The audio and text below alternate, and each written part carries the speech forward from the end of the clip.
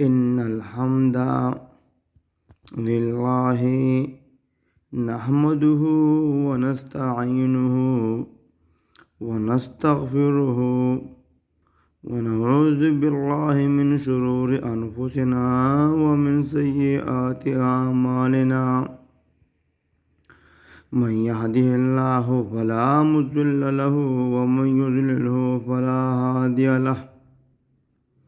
وأشهد أن لا إله إلا الله وحده لا شريك له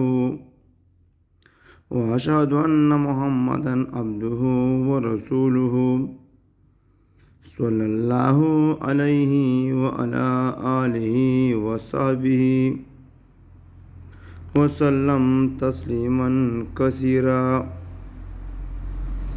قل إن كنتم تحبون الله فاتبعوني يحبب لكم أعمالكم ويغفر لكم ذنوبكم قل إن كنتم تحبون الله كچرتاسو محبت کوئ دا اللہ تعالی سرا فاتبعوني زما تابعداري کوئ يحبب لكم قل إن كنتم تحبون الله فاتبعوني قل إن كنتم تحبون الله فاتبعوني يحبب لكم أعمالكم فاغفر لكم ذنوبكم دا یعنی قل إن كنتم تحبون الله فاتبعوني اللہ تعالیٰ فرمائی قل إن كنتم تحبون الله تدی خلق تو وایا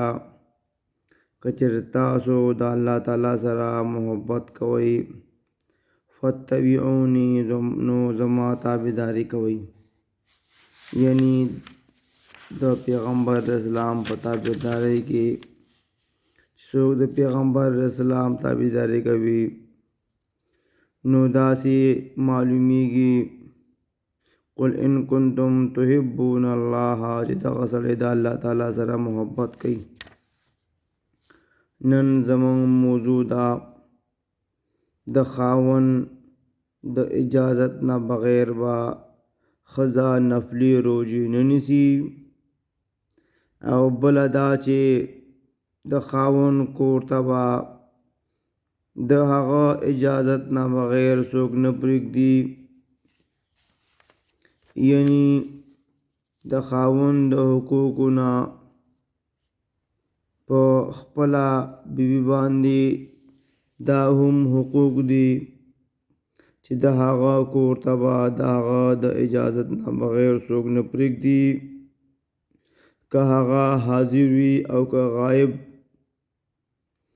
دارنګې نفلي روژې به د خپل خاوند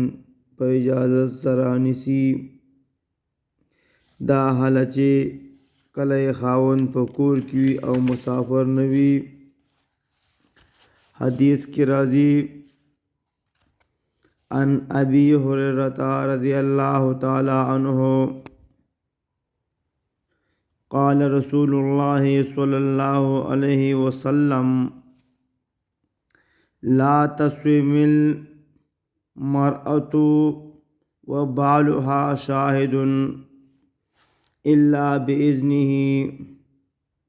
ولا تأذن في بيته وهو شاهد إلا بإذنه وما أنفقت من كسبه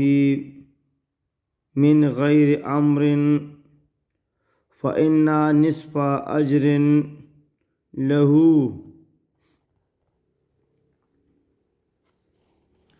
ابی ہریرہ رضی اللہ تعالی عنہ فرمائی چې رسول الله صلی الله علیه و آله وسلم فرمایلی دي ښځه دې د خپل خاوند په موجودګۍ کې نفلي روژه نه نیسي مګر د هغه په اجازت سره او د هغه په موجودګۍ کې دې د هغه کور کې چاله اجازت نه ورکوي مگر د هغه په اجازت سره او هغه چې هغه د اجازت نه بغیر سمال خرج کړی وي نو یقینا د هغې نیم اجر به د هغه وي. کله چې ښځه هغه څوک را دننه کوي چې خاوند د هغې په راتګ راضي وي نو بیا ښځې دپاره د خپل خاوند نه اجازت غوښتو ضرورت نشته، لکه د ښځې بعضې خپلوان، ګاونډیان یا نورې زنانه وغیره.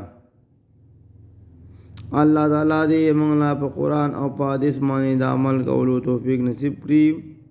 السلام علیکم ورحمة الله وبرکاتہ.